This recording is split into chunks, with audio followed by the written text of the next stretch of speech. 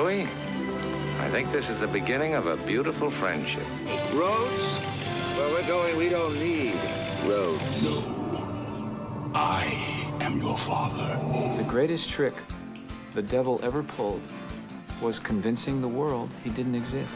You're listening to After the Ending, the only film podcast where we tell you what happens after the ending of your favorite films. And now, here are your hosts, Mike Spring and Phil Edwards. Hello, everyone. Welcome to After the Ending, the live experience, unless you're watching or listening later, in which case it's the was once live experience and now is less live. I'm Mike Spring. And I'm Phil Edwards.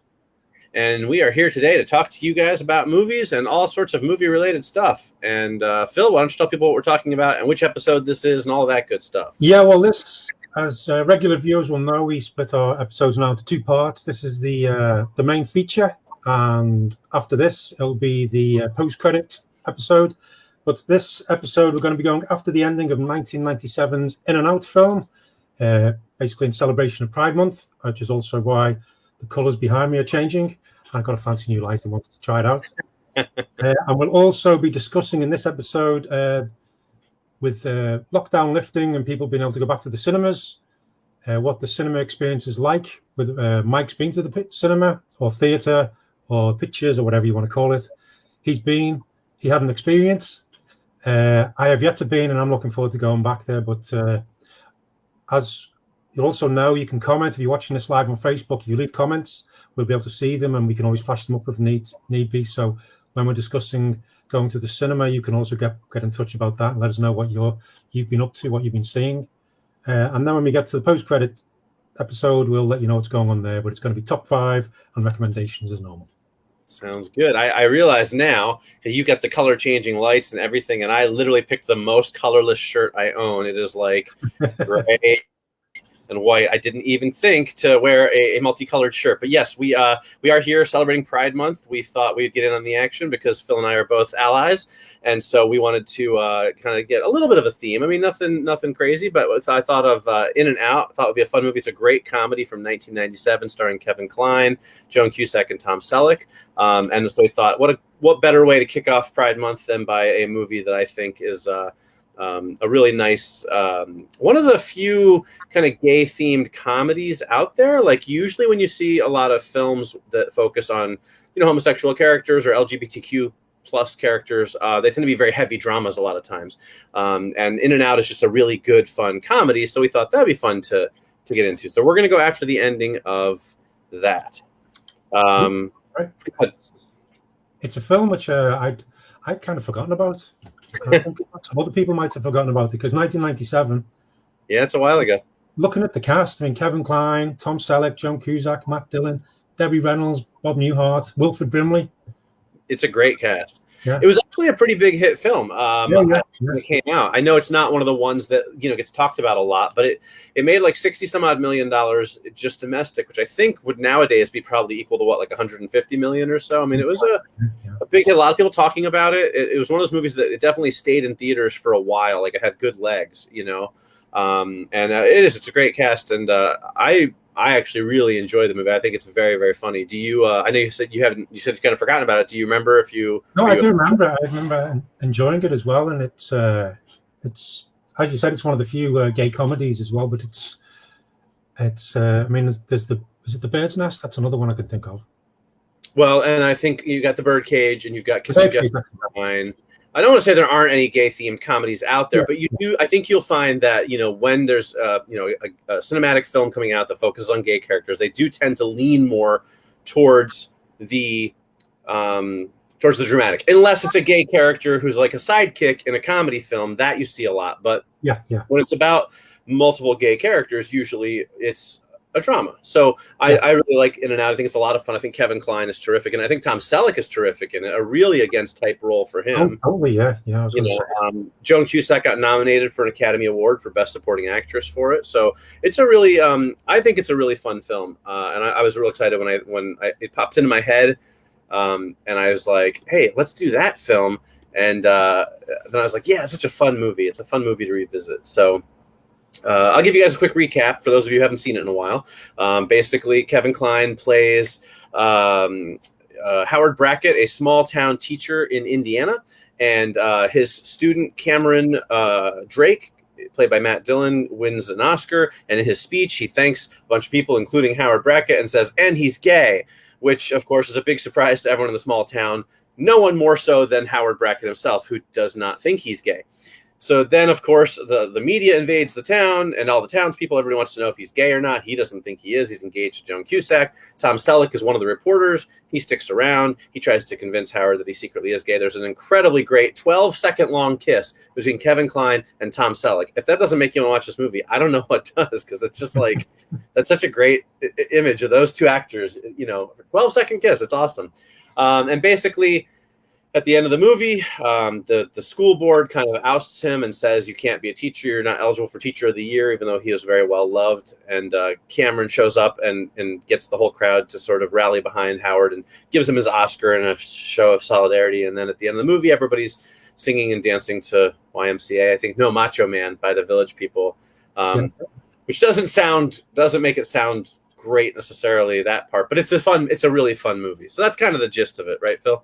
Yeah, that's right. And it was inspired by Tom Hanks's speech when he accepted the 1994 Oscar for his role in Philadelphia, because he mentioned his high school drama coach and his former classmate, and said, "Two of the finest gay Americans, two wonderful men that I had the good fortune to be associated with."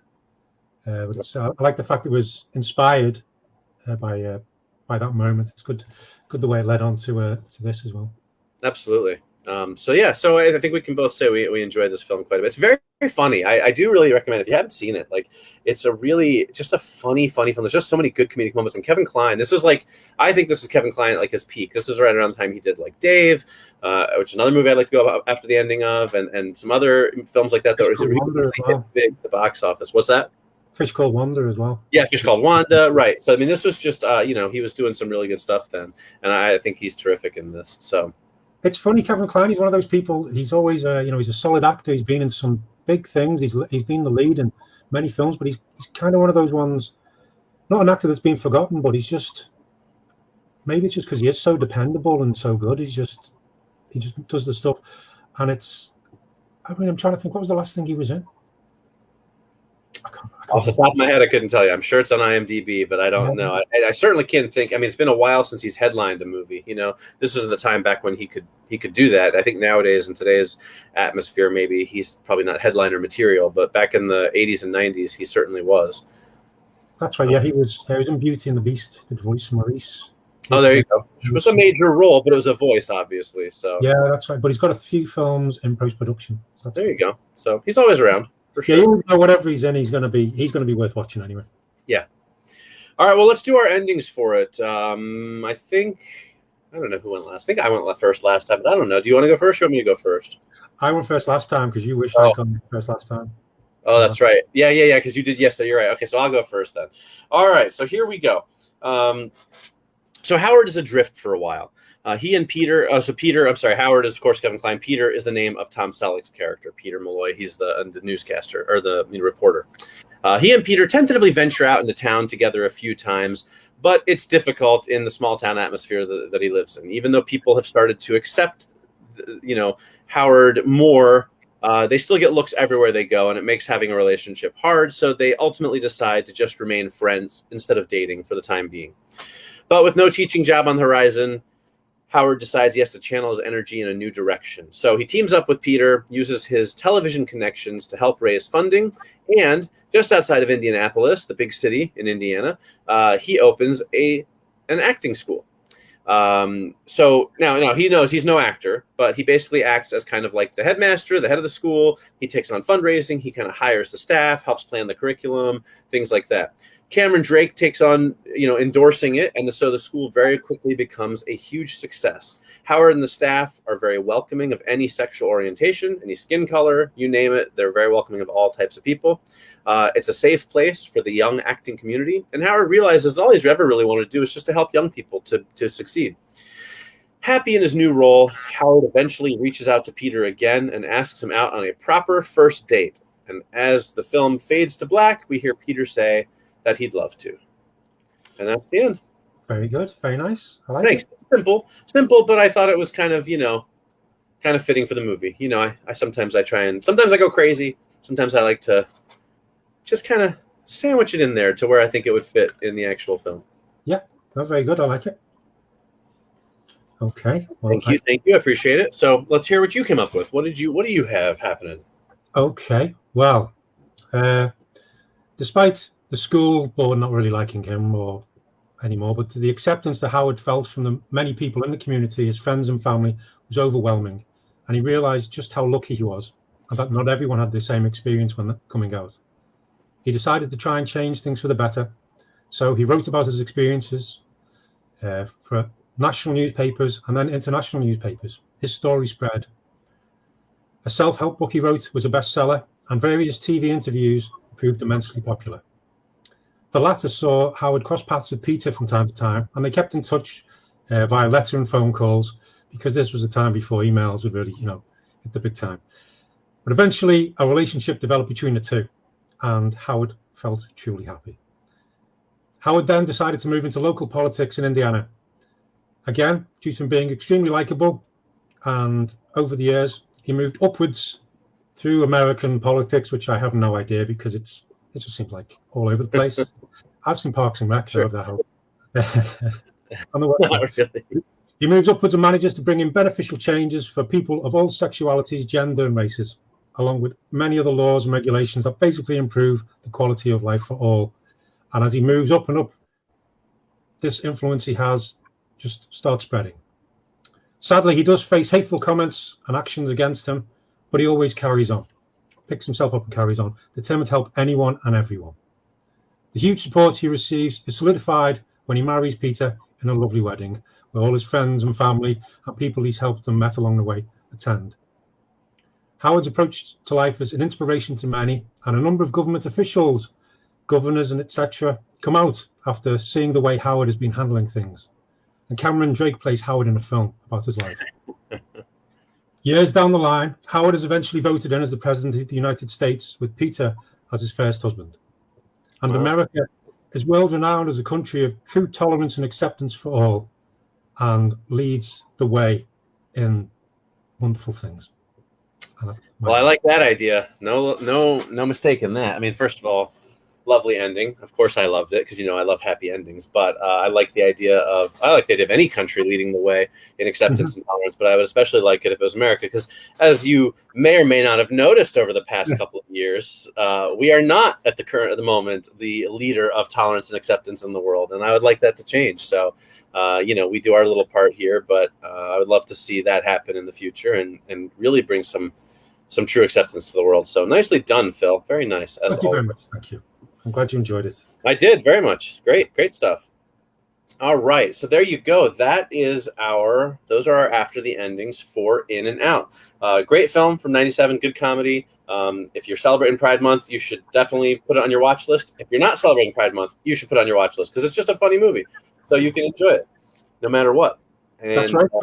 Sorry, I just had to change my light just to one color because I noticed it was strobing on some of them. So. Oh, okay. I thought maybe it's just distracting you.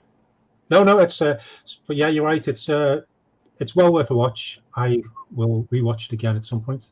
Yeah, good stuff. There's lots of films around about that time which are worth checking out, and Frank Oz is a very dependable director as well. I was saying the same thing. He's a very reliable director. He's not one of the big names, one of the big flashy directors, but his films are usually pretty good. If you're watching a Frank Oz movie, not only does it mean in a way Yoda directed it because he was the voice of Yoda, of course, but you're probably getting a pretty good film at the very least. So that's always sometimes that dependability goes further than having one big hit and then just making a bunch of mediocre crap. It keeps you making films a lot longer. Right, exactly. All right, so that's In and Out. Let's move on to our current topic. As you guys hopefully have figured out by now, when we do our main feature episodes, we do an after the ending, and then we try and talk about something currently happening in the film or movie world. And tonight we are talking about the theater experience. It's back. Yes. For better or for worse. We can go out and we can have fun. What's that? We can go out and have fun again. Right, we can go out and have fun again. So I yesterday ventured out myself with my wife and my daughter. My son did not join us because he does not enjoy scary movies, but we went out to the theaters and we saw A Quiet Place 2. And it was my first time in a theater in 16 months, since February of 2020, which is by far the longest stretch I've ever gone without seeing a movie in the theaters in my entire life.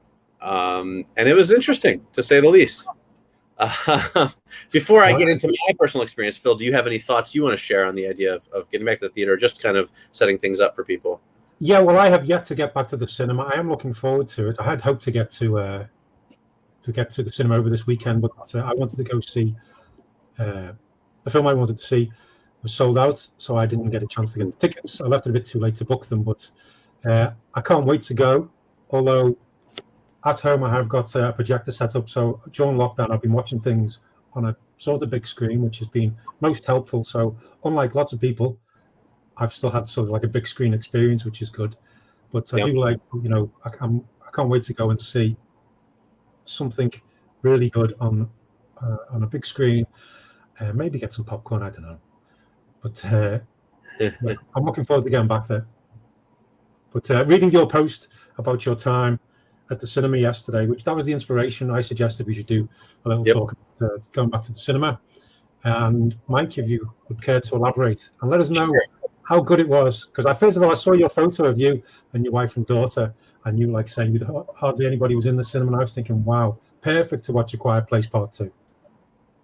Yeah. Well, to be fair, this particular theater that we go to, it's pretty close to our house. It's never crowded, which sometimes is a good thing, because you're like, well, it's always a good thing sometimes, except you always wonder, like, are they going to go out of business one of these days? I have to start driving far again to go to the movies.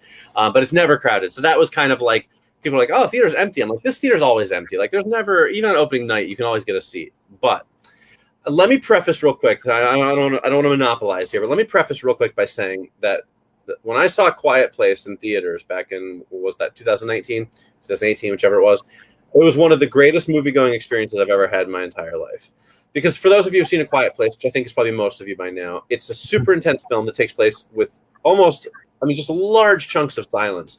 And, I saw it on opening night with a packed house, and you never know what that's going to be like. And it was, you could hear a pin drop silent during that movie. Everybody stopped eating their snacks. Nobody was talking. Nobody's cell phones ringing. It was complete silence. And it just magnified the experience of the film. The only time you heard people in the audience make any noise was when they were screaming or laughing, and that was it. And it was a phenomenal experience. I've never had anything like it, and I was blown away by it.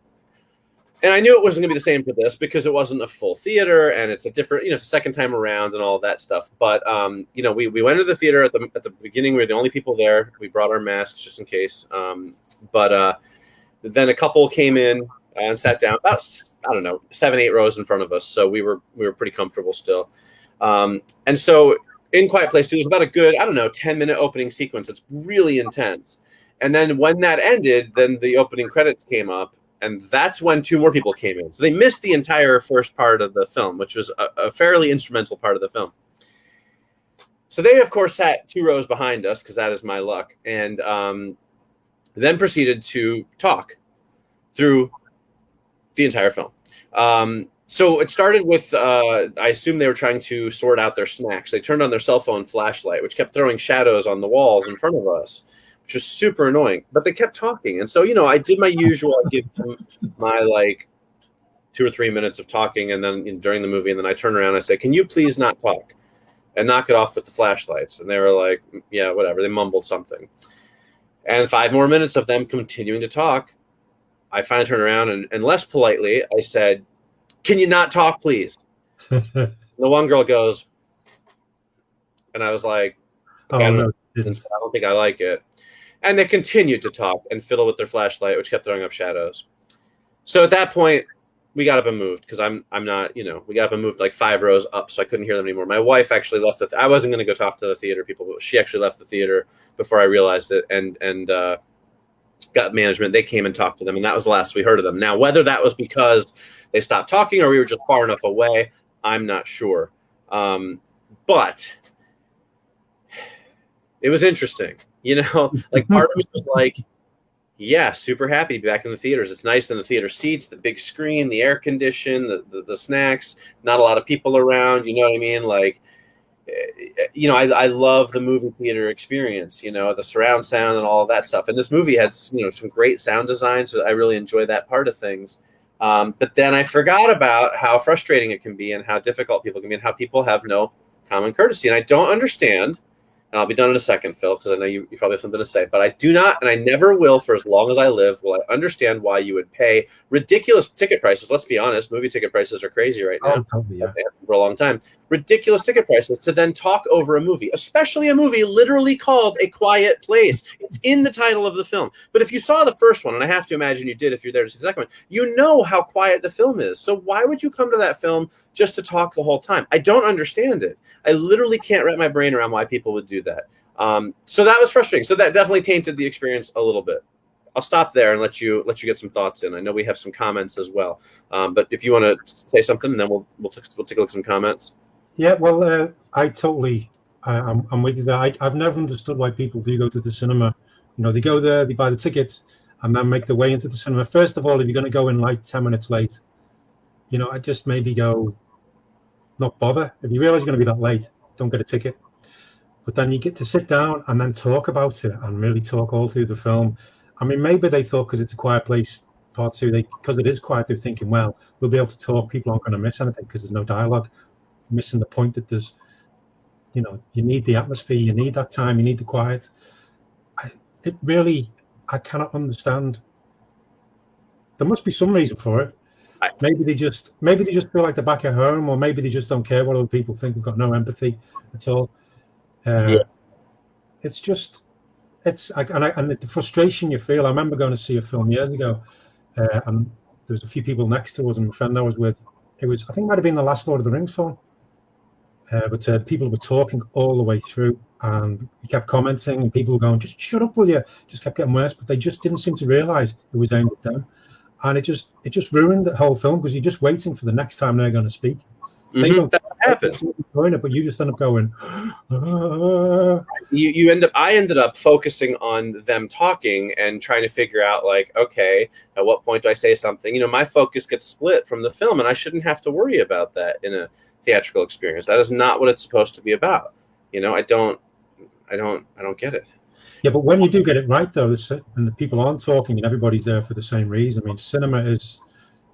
That's why we love film, is because going to the cinema and having those, moments. Experience, right? Yeah, and sometimes just like a spiritual thing, which just you're totally absorbed and you are part of the movie, or just moving in ways it is. And having been to the cinema in America as well and seeing what the crowd's there, and I mean everybody applauds at the end, which you don't do that over here. That doesn't happen very often.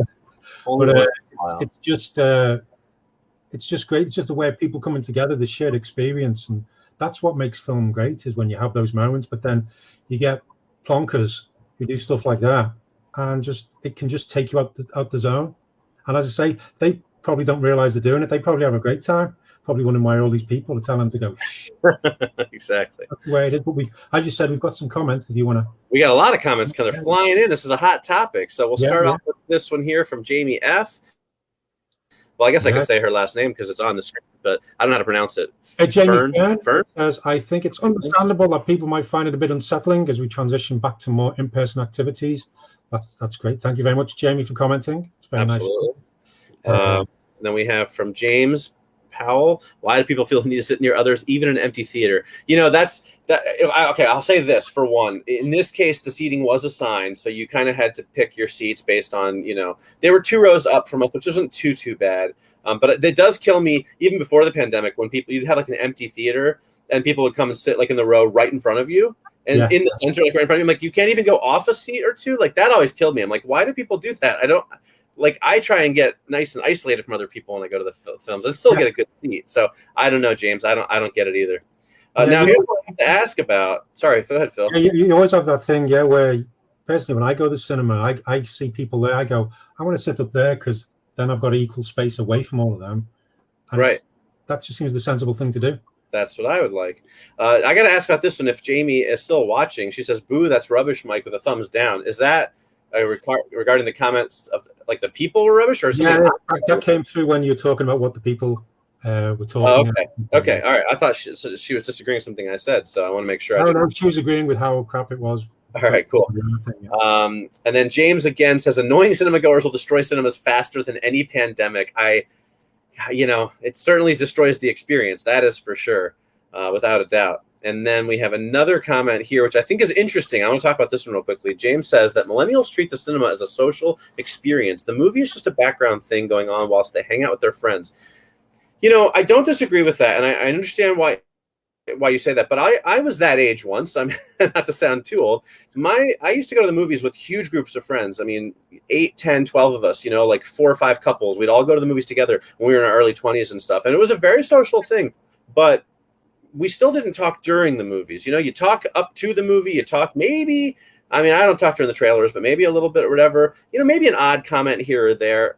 That's okay. But then after the movie, you all, you go out to dinner or something and you talk about it and you all have a big conversation about it. That was how we made it social. Even though I guess it is a millennial thing, which I don't necessarily argue with, I don't understand why that they think that's okay or why that becomes the norm for them. I think the difference is because many people watch films at home while being on the phone as well and commenting and talking to friends on the phone while it's playing. So right. Lots of people, I don't want to be sounding like a total boomer, but right.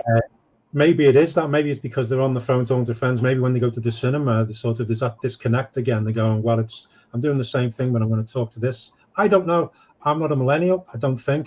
I'm not sure what the split is, but maybe it is that because the whole mobile phone, social media?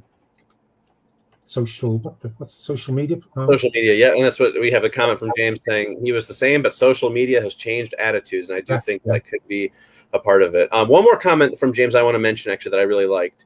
Cinema should have staff members in rotation spending time in each screening to ensure annoying attendees don't ruin the experience for the majority. This I strongly stand behind. I have noticed that, in the American cinemas, at least, I don't know about in England, but, you get the usher that comes in one time, they walk up and down the aisle real quick, barely looking at anything, and then they're gone. And if people are talking, they don't catch any of it. I think they need to have people who kind of, like you said, rotate in, or one person who kind of stands there for a good chunk, 15, 20 minutes, make sure the crowd is settled and people aren't talking, and then you leave. I know one of my friends mentioned, the Alamo theaters. Theaters, they started in Texas. They have them in Brooklyn. They don't have them by us, unfortunately. They have very strict rules. You get one warning and then you're out. If you're talking, you're out. Your cell phones are on, you're out, right? If you're talking, things like that. They'll throw people out of their theaters. And people might think, oh, how are you going to have a business like that? But they are very successful and they've expanded greatly. I think because the real movie buffs, the real movie fans go to that theater because of that, and then let the other people who want to talk go to you're not, the chains that aren't like that, right? So, so I do think that would be a great idea. I would like to see theaters take more responsibility for that. It shouldn't be up to me to always have to be the person to get up from my seat and miss part of the movie, just so that I can try and ensure that everybody's having a good experience. Yeah, I mean, the Alamo is what is it? No, the Draft House is Alamo. Is that what it's called? The Alamo Draft House. Yep. The Alamo Draft House. Yeah. That's a cinema I'd love to go to because I've read about it. I've seen what screenings are like. I'd love cinemas like that over here. I mean, we do get some with some more like the indie ones and things like that, where people are going to see the film because they want to see the film. But like you said, over here we don't get as many times where the staff member comes in. We used to get that. I remember when we were younger, you'd have people coming in regularly to see what was going on. But yeah, we could do that a bit more, but if people don't like confronting other people nowadays because... Right, but that's why you need theater employees to do it, because other people don't seem to listen. I mean, yeah, you get some people who just feel that they have a right to just do that, and if you tell them not to or ask them kindly not to, they just carry on because it's their right to do so. Another comment I'll just mention from Christine, who says, it never used to be that way. Ushers used to stand on the side and stay there. Dating myself, yeah. I remember that. Yeah, I think I vaguely remember that. I have some memories of that as well, but it definitely is not how they do things now. But now here's the thing, though. I don't want the whole conversation to be about my complaints about the theater experience. Really, what we wanted to talk about also was, like, what's it like getting back out there, and is it fun? Is it worth going to? And I will say this: once the conflict settled down, we had a great time. It's a great movie for those of you who are interested in seeing Quiet Place 2. I really, the jump scares got us every time. My wife and I both. She got a couple more than me. I will say there was one or two that I kind of knew were coming more, and they didn't scare me as much. But I got a bunch of them, and it's like, there's the loudness of it and the size of it and everything, and it makes you jump, which is great fun during a horror film like that. The music, the silence even was a part of it. The surround sound, the sound design in the movie is amazing. So I do want to also focus on the fact that there are some positives about getting back to the movie theater. I have a nice big screen TV. I've been watching movies on it throughout the pandemic. It is not the same still as going to the theater, and having crowd reactions or just having those visceral reactions to certain things that you can't, I think, get the same way at home. You know what I mean? What do you think about that? No, I think you're right. I mean, as I said, I mean, even with the projector at home, it's really good. You are getting that experience, but it's still not as good as when you are in the cinema and there's other people, and obviously the screen is even bigger, and you have the sound system, and you have that, it makes the seats tremble. And then, like with The Quiet Place, when those moments of silence do hit, it's just takes your breath away. You realize you're holding your breath, and you're jumping with everybody, because sometimes at home when it's jump scares, you go, right, where you get to a little bit like we were like at our seats, That's it. And there's comedy bits as well at home. You go, huh. But when you're at the cinema and everybody jumps right, or laughs, and it just lifts. It just makes the experience, lifts it tenfold, especially if it's a good film. But we've had, if other people want to check out all the comments, there's lots of other comments going on. But I was going to bring up this one. We have another one real quickly. I'll bring from Richard. This is a fun anecdote. Having worked in a cinema, screen checking was tough to juggle with cleaning and resetting screens and the rest, and there's a balance to be found. Is the disruption caused by one or two folk checking Facebook worth the disruption of removing them? Fair point. This comes from a guy who got a round of applause when, off shift, I marked 12 teenagers out of Miami Vice, a film which deserved to be disturbed, in my opinion. I agree with you wholeheartedly on that one. Yeah. Everything Greg said was wow, 12 teenagers out of a film. That's well played, Richard. Well played. Yeah, I've had some, and I don't want to bag on teenagers because I was a well-behaved. I mean, I know they're definitely well-behaved. My daughter is very well-behaved when she's in the movie theater. She doesn't say a word. But you get a big group of them together. Sometimes they can be rowdy. I've had a few experiences with that as well, so I can imagine. But you make a good point, Richard. It can be tough to juggle that. That said, because at the moment I'm just fantasizing about things I want, I would like to see theaters take more responsibility for it. Whether that's going to happen or not, I don't know. But I would like to see that happen and be able to have some better experiences. I guess the thing too is if it didn't happen so often, it's not like it's just once in a while or someone talking in the movie theater, once every 6 months it happens. It's become a much more regular thing. And I feel like that's, unfortunately, it's become part of the cinema going experience, but it's probably been like that for years. And it's always just a small minority. People. It's always a small group that ruins it for everyone else. Yeah, a few more comments though. Jamie saying she really wants to see Quiet Place 2. Hang on. As we were saying, it's more atmospheric. You'll enjoy it, Jamie. When you see it, you'll enjoy it. It's fantastic. Yeah, what else? James. Oh, James says he didn't mind Miami Vice. James, you're wrong, but fair enough. No, you're not wrong. People enjoy it, people like it. It probably wasn't what I was expecting from a Miami Vice film, to be honest. Michael Mann is just the least interested director in Hollywood in having humor in his films. I think he's the most serious director in Hollywood. I don't think there's a single joke in a single Michael Mann film. He just so serious all the time. Yeah. Lighten up a little, Michael Mann. You're a millionaire. Lighten up. I like Michael Mann. I do like Michael Mann films as well. Miami Vice, as James says, it's not his best. I like a couple of his films. I'm not a huge fan. I wish he would lighten up a little bit. Yeah, but I cannot wait to get back to the cinema and see A Quiet Place Part 2 and lots of other films. I've been watching the Marvel movies in chronological order, and if I've got it right, there's a chance, because I believe Black Widow is set between Infinity War and Endgame, and if I've timed it right, I might actually be able to go and see it during my chronological. There you go. We are planning on my family. We're planning on watching the whole Marvel thing in chronological order this summer. I will say that reminds me one other thing I forgot about the cinema experience that I want to mention on the positive side. Missed seeing trailers. It is not the same. I've never been a big fan of watching trailers online the first time I see them. So a lot of times people will say to me "Oh, have you seen the new trailer for the new Marvel movie?" I'm like, "No, not yet. I know it's online. I'm just waiting to see it in the theater because I like to have that be my first vision of it rather than like watching on my phone or whatever. And so we saw trailers yesterday for Black Widow, a new trailer for Black Widow, which was great. A new trailer for Fast and Furious 9, which, as I know, Phil, this is one of our franchises we disagree on. I love the Fast and the Furious movies. Phil tolerates them. Yeah, right. The fun, I do laugh a lot when I'm watching them. Well, I do too, but I think in a different way. We saw one for the new Conjuring movie, which is also on HBO Max. I will probably watch that on HBO Max. Not gonna lie, I do pay for HBO Max. I'm not a big enough Conjuring fan to go out and see it. Saw a trailer for the new Edgar Wright film. Actually, What's really good. The name of it? The name is Last Night in Soho. Last Night in Soho. It looks really intense. And we saw a trailer for the new M. Night Shyamalan film called Old, which looks really fun, I have to say. It looks like classic Shyamalan, kind of a premise, a setup. It could be great, or it could be The Happening, That's classic Shyamalan, yeah. But it does look That's based on a graphic novel called The Sandcastle or Sandcastle. Oh, okay. I didn't realize that. But that was great. Like when the trailers come up, even my wife, who's not nearly the cinema goer that I am, even she went, "Oh, trailers!" And I was like, "Yes, trailers are awesome." So that was fun. There's some things you don't realize you've missed them until they actually have them. I mean, I post lots of trailers on Live for Films all the time, but like sometimes I watch them, sometimes I don't. But even when I watch them, it's just not the same impact as when you're in the cinema and it blasts up and you go, "Oh, wow, that's cool." Yeah, exactly. It takes to another place. James has commented that Black Widow will be the first movie I will see in a cinema post-pandemic. Good choice. You can't go wrong with that.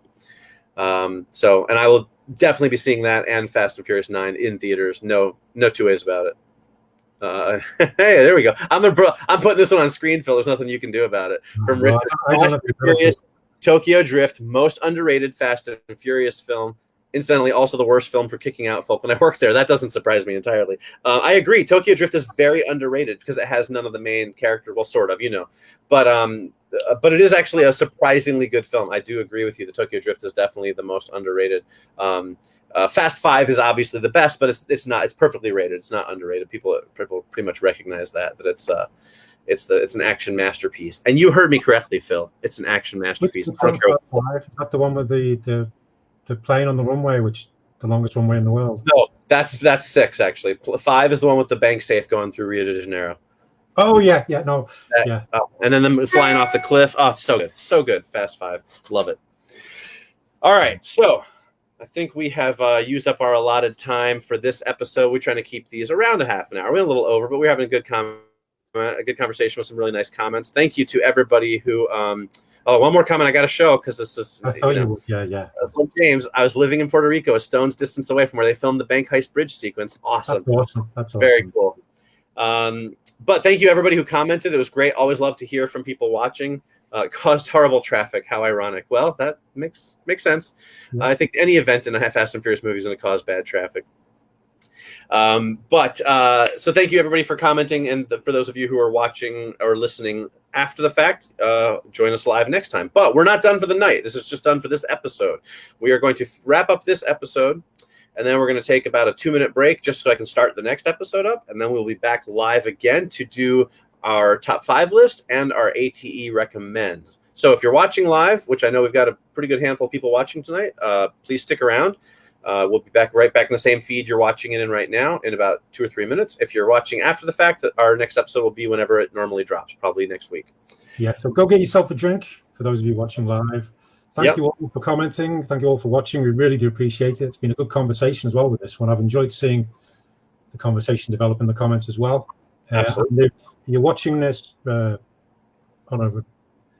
you're watching this in the future on YouTube or listen to it on the podcast, whenever we do it, it's usually every other Monday. You can find us on Facebook on the After the Ending Facebook page, and you can comment on there, and you can join all the fun. That's right. We'll see you in a moment. Yes, and yes, that'll wrap us up for now. So we'll see you in a moment, or we'll see you next week, whichever comes first. Something like that. Thank you as always for listening. I'm Mike Spring. I'm Phil Edwards. And we'll see you next time. After the Ending.